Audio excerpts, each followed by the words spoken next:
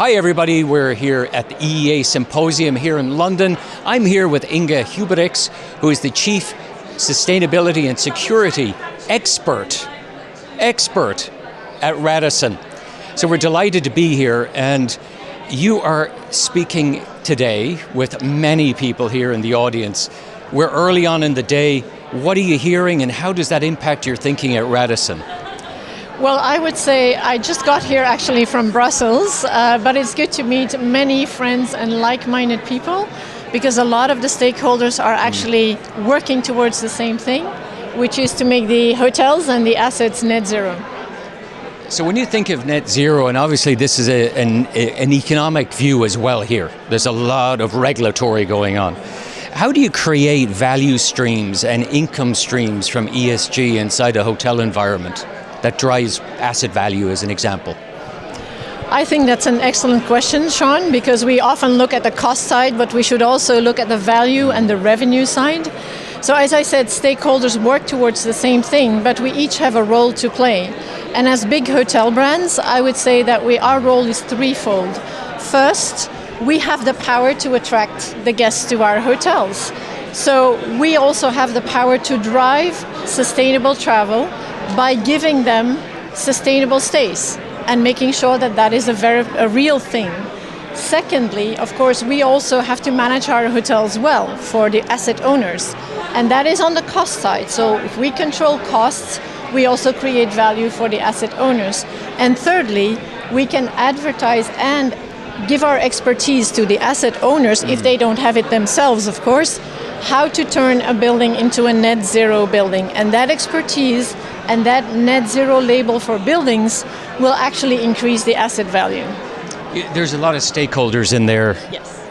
So from a guest perspective, how is that being communicated in a way that people aren't just going, please don't flush, don't put towels down on the floor, whatever it is.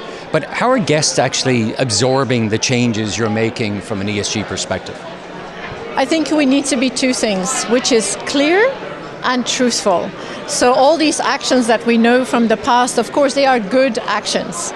But what we need to do now is really create sustainable stays, explain what this is, and make sure that this is verified so that the guests can actually believe what they hear is true.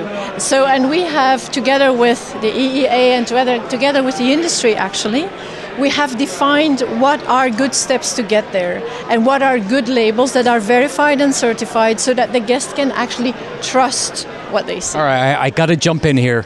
Okay. I'm a guest today. Okay, great. This is a great hotel. It's a great brand. It's a Western brand. I'm not clear as to what a hotel like this is labeling for a customer. I hear, can you have got some practical examples as to how a customer at a Radisson knows that you're actually delivering ESG? Yes, absolutely.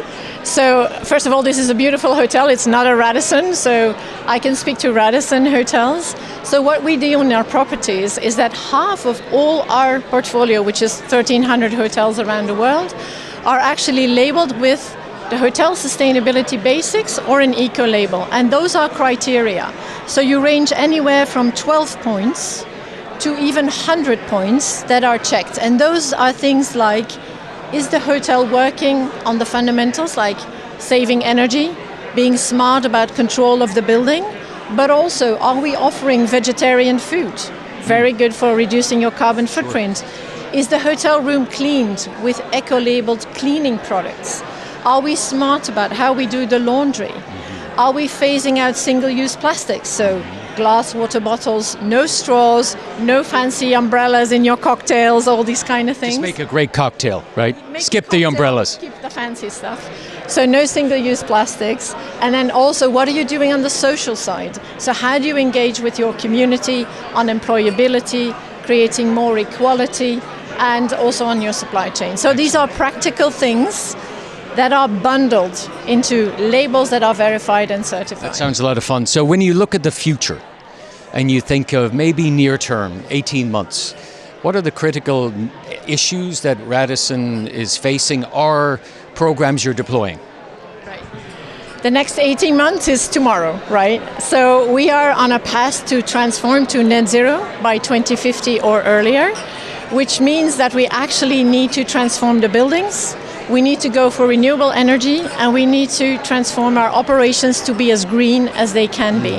And we are working with asset owners who are here today, many asset owners in the room, to really work on greening the buildings, certifying them on LEED, BREEAM, and making them green buildings, and also moving to 100% renewable electricity. Those are the key topics, and we need to be fast. Yeah, it's all about speed. Inge, it's been a pleasure chatting with you. So hear about speed, think about the 18 months, it's here, it's actually tomorrow. And as importantly, make it easy for the constituents and the stakeholders to actually understand what's actually getting done, being measured in a way that we can all understand it. So this is us from EEA Symposium. It's great having you, and watch out for more coverage. We'll talk to you soon.